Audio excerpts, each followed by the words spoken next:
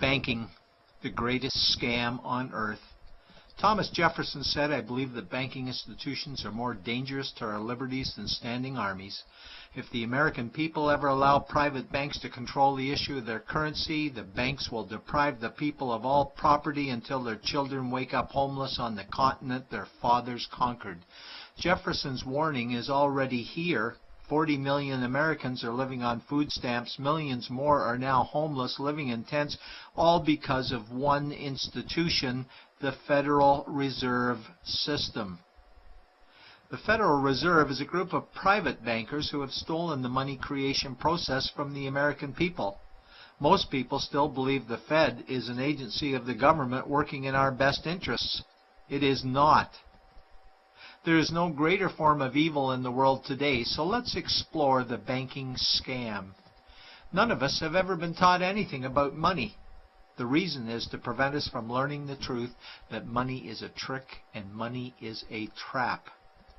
When solving any crime, there's a universal truth: follow the money, but with the banking scam, follow it backwards. Where does money come from? The world's money supply is always growing. Where does all the new money keep coming from? Money comes from privately controlled global banks like the Federal Reserve System. They create money every day, which increases the world's money supply. Because all banks are either owned or controlled by private bankers, the real question is, how do private bankers create new money? And the answer is they create it out of thin air. Bankers create money out of nothing. They make it up. It is a fiction. Wow. Godlike power to create something of value out of nothing. A stroke of a keyboard and money is created. In fact, only 3% of the world's money is even in the form of bills and coins, which means 97% of all money in the world is just numbers typed on a computer screen. This is part one of the banking scam. Money is created out of nothing. The second part of the scam is this phony money is issued as debt. What is debt exactly? Well, when you consider we work our whole lives to pay it off, you could say debt is slavery. But whose debt is this phony money? It's our debt, all of it. It's our debt when we use credit cards, we get student loans, borrow money for mortgages, all bank borrowing. And it's our debt again when the government borrows, which is each and every day.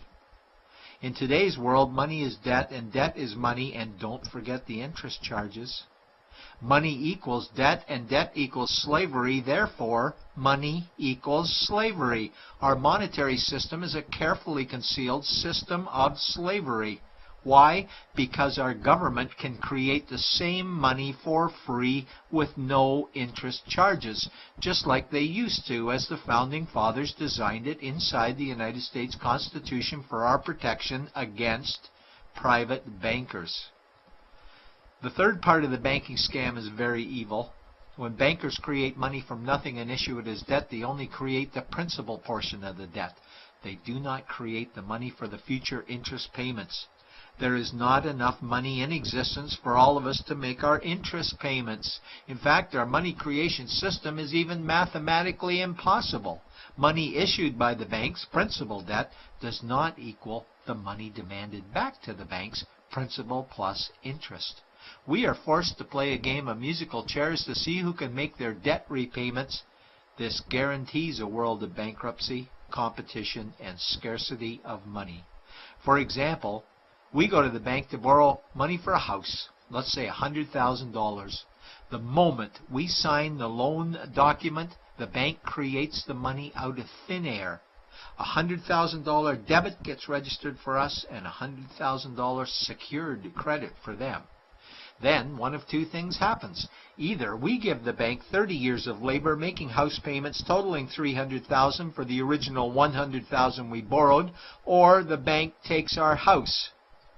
The bankers get either our labor for life or our house, and often they get both, all from money created out of thin air and issued as debt, for money made out of nothing.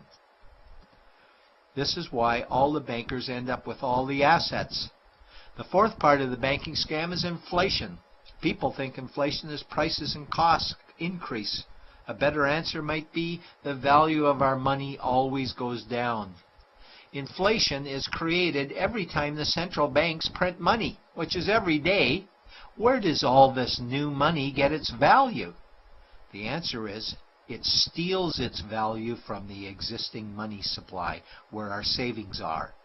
Our savings are disappearing because of the new money they're printing. If money creation was in balance with goods and services, there would be no inflation. Prices would stay the same. But the reality is banks always print money, driving prices ever higher, which steals the value of our savings, making them disappear. Since the private bankers created the private Federal Reserve in 1913, the United States dollar has lost 97 cents in purchasing